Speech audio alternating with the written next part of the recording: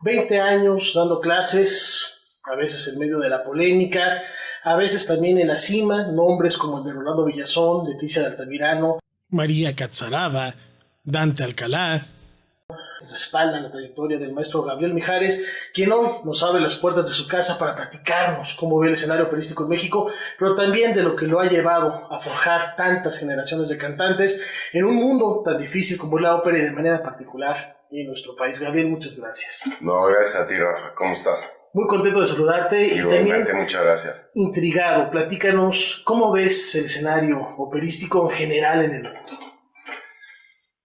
Pues mira, Rafa, yo creo que es una pregunta muy compleja que abarca muchas cosas. Yo lo que creo es que de alguna manera, aunque suene a lo mejor como un tanto lapidario, creo que la ópera está pasando por un momento de crisis.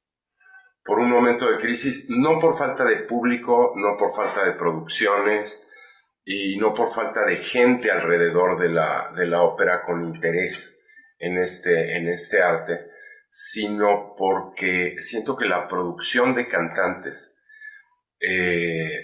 realmente de alto perfil es proporcionalmente muy baja al número de estudiantes de canto. Esto, digamos, no es una especulación mía, ¿no? Si nos vamos a números, tú te vas a dar cuenta que hoy hay mucho más teatros de ópera en el mundo que hace 50 años, por ejemplo, ¿no? Se hace ópera en todo el mundo, se hace ópera en Asia, en África, en Oceanía, en muchos países donde no se hacía ópera, tal vez hace 50, 40 o 30 años. Hay mucha demanda, hay muchas producciones, hay muchísimo más estudiantes de canto hoy día de los que podía haber habido entonces. Y sin embargo, paradójicamente, cada vez hay menos grandes cantantes. Yo me pregunto, ¿cuántos de los cantantes que hoy día están en el candelero internacional hubieran sido superestrellas hace 50 años? O digamos 30. Algo está pasando. Es algo que a mí es una congoja muy legítima, ya no digas de cantante o de maestro, sino desde mis pininos en esto, una congoja legítima de aficionado a esto, de apasionado del canto, ¿no? Del canto lírico. Y sí creo que la ópera moderna está cambiando el orden digamos, el orden jerárquico de este arte. Yo creo que la columna vertebral de la ópera es el canto, ¿no? Es la calidad vocal. Y creo que con muy buenas intenciones de pronto en aras de que el cantante moderno sea muy buen actor o tenga una apariencia física más cercana a los personajes que interpreta, digamos, nos ha orillado junto con los tiempos del mundo moderno, que son tiempos de sacar a la gente muy rápido, a producir un cantante que es solvente, que resuelve, que transita por las notas con certeza y que sin embargo mueve muy poco en el público, ¿no? Hace 30 años todavía, cuando yo estudié en Londres, me acuerdo aquellos años en el Covent Garden, las producciones que me tocó ver, y todavía en esa época que tenías a lo mejor 10 o 12 nombres de grandísimos cantantes, diría yo casi legendarios, muchos de ellos, que estaban simultáneamente cantando.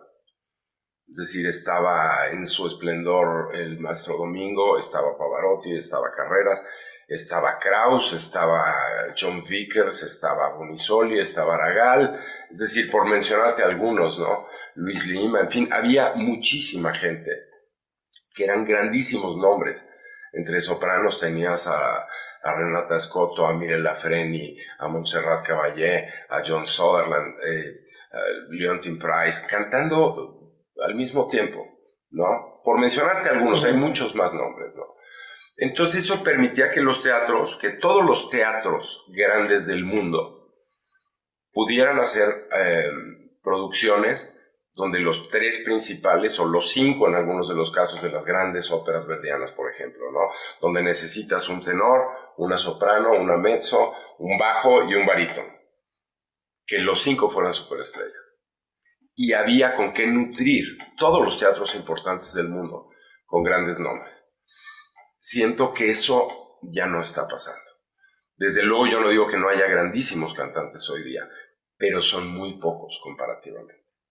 Y esto es algo que a mí me acongoja sobremanera. Y siento que de ahí, en un momento dado, porque digamos, nadie planea dedicarse a dar clases de nada. Yo creo que cuando eres niño lo último que se te ocurre es que vas a ser maestro de algo, ¿no? Pero las circunstancias son las que te van de alguna manera llevando. La propia experiencia de trabajar con muchos maestros de canto a lo largo de mi vida y de lo que fue mi carrera, aunque relativamente breve. Pero mis años de estudiante, sentir que te estrellas sistemáticamente con las mismas paredes, ¿no? Y yo creo que ahí hay una serie de cuestionamientos que son un lugar común de todos los estudiantes de canto. Y entonces en ese sentido yo creo que tenemos, quienes amamos este género, tenemos que hacer algo. Tenemos que hacer algo para que vuelva a haber esos grandes cantantes. Porque no es un tema de falta de voces. Eso sí me queda clarísimo.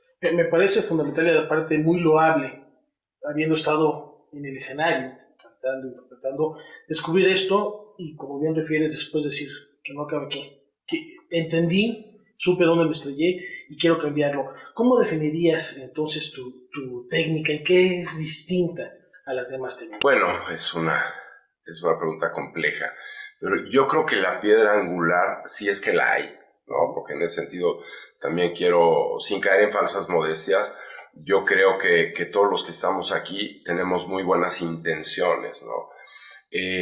Yo lo que viví y lo que veo sistemáticamente es que el canto se suele enseñar en códigos de imitación, donde básicamente tú buscas un sonido bonito a través del cual vas a expresar una idea musical o una emoción.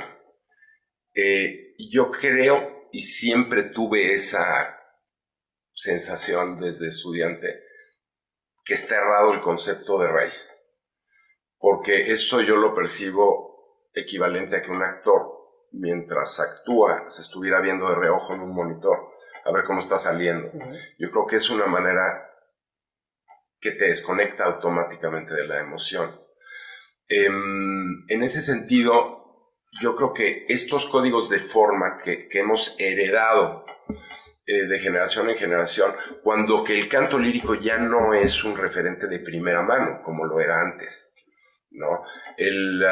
O sea, la época en la que los compositores estaban vivos y el canto era lírico todo, ¿no? Antes no había cantantes de ópera, había cantantes, punto. Y cantaban ópera o zarzuela, opereta o canción, ¿no? Y si no cantabas de cierta manera no sonabas en los teatros porque no había micrófonos. Entonces de alguna manera se fue depurando ese oficio hasta llegar a ese gran canto, ¿no? Que llevó también a los compositores a escribir de una manera, pues que, digamos, hizo que la voz cobrara todo su esplendor como instrumento, ¿no? El cambio fue muy paulatino de cómo de pronto surgen diferentes formas de cantar o diferentes géneros, ¿no? Que tiene una ruptura, para mi gusto, muy marcada a fines de los 60, ¿no? Donde hay una catarsis que yo la vivo más como un fenómeno, como un movimiento social, que como una corriente musical en ese sentido, pero que sí rompió una serie de preceptos que venían, donde había una herencia de eso. El canto popular de hace 60 años era lírico, todo, ¿no? Y eso se fue poco a poco perdiendo. Entonces hoy hablamos de la técnica de ópera o la técnica para cantar musical o la técnica para cantar crossover o pop o rock o lo que sea. De alguna manera creo que la vieja escuela de canto la escuela que formó a los cantantes por los que uno se dedica a esto. Yo creo que hay cantantes a los que uno respeta, cantantes a los que uno admira y cantantes que hacen cantantes que te cambian la vida.